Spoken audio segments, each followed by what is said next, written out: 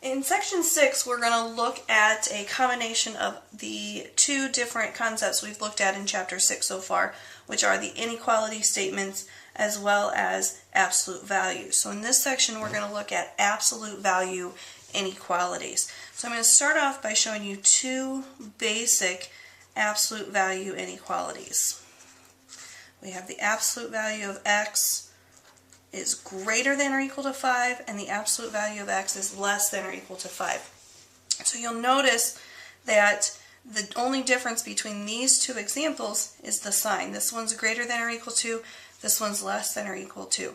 And so that right there is the main difference, the main thing we have to look for when we are solving an absolute value inequality. Because an absolute value inequality, when you solve it, actually is going to become a compound inequality statement. So it's going to be an and or an or. And this sign right here, whether it's the less than or greater than, is going to determine if it's an and or an or.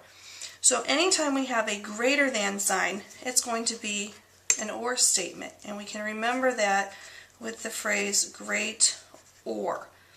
And anytime we have a less than or equal to, it's going to be an and inequality. Less than is how we remember that. Okay, so now let's see what they look like when you solve them. Well, just like with our absolute value equations that had two answers for each equation, we have two different possible inequalities here. This one's going to be set up in an or.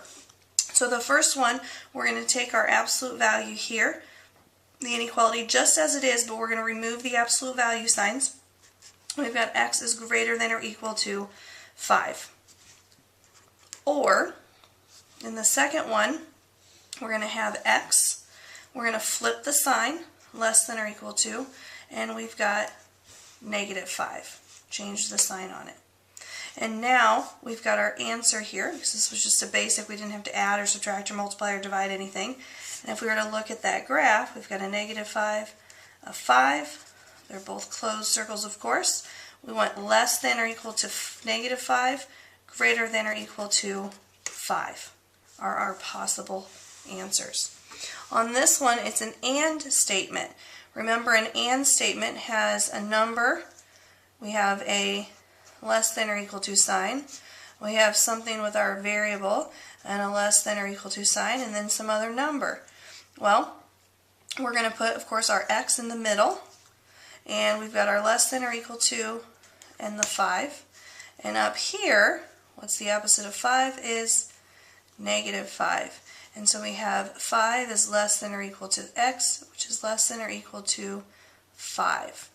And so then we could graph that